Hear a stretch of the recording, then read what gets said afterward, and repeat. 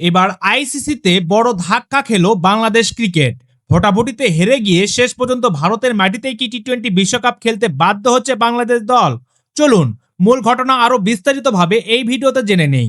তাই ভিডিওটি সম্পূর্ণ দেখতে থাকুন এবং অবশ্যই চ্যানেলটি সাবস্ক্রাইব করে রাখুন। আন্তর্জাতিক ক্রিকেট কাউন্সিল আইসিসি 21শে জানুয়ারি বুধবারে ভার্চুয়াল বোর্ড সভায় জানিয়ে দিয়েছে টি-20 বিশ্বকাপের নির্ধারিত সূচি বা ভেন্যুতে কোনো পরিবর্তন আনা হবে না। বাংলাদেশ চেয়েছিল ম্যাচের ভেন্যু পরিবর্তন করতে অথবা গ্রুপ বদল করতে, কিন্তু আইসিসি শুরু থেকে সেই প্রস্তাবে রাজি হয়নি। বিসিবি সভাপতি আমিনুল ইসলাম ভারতের মাটিতে গিয়ে খেলতে অনিচ্ছার কথা তুলে ধরেন।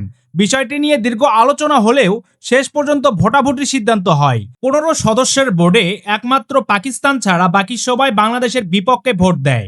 ফলে বাংলাদেশের দাবি বাতিল হয়ে যায়। আইসিসি স্পষ্ট করে জানিয়ে দিয়েছে নির্ধারিত সূচি অনুযায়ী ভারতেই খেলতে হবে।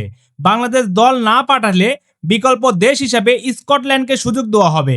এখন বিসিবিকে বাংলাদেশ সরকারের সঙ্গে আলোচনা করে বৃহস্পতিবারের মধ্যে চূড়ান্ত সিদ্ধান্ত জানাতে হবে। তাহলে প্রশ্ন থেকেই যায়, বাংলাদেশ কি শেষ পর্যন্ত ভারতে গিয়ে বিশ্বকাপ খেলবে নাকি বড় কোনো সিদ্ধান্তের পথে হাঁটবে বিসিবি?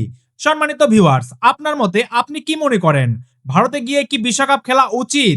শুধু তাই নয়, আপনি কি বিসিবির পক্ষে সহমত পোষণ করেন নাকি আইসিসির সিদ্ধান্তকে সঠিক মনে করেন? অবশ্যই ভিডিওর নিচে কমেন্ট করে জানিয়ে যাবেন। ভিডিওটি ভালো লাগলে একটি লাইক দিয়ে চ্যানেলটি সাবস্ক্রাইব করে দিবেন।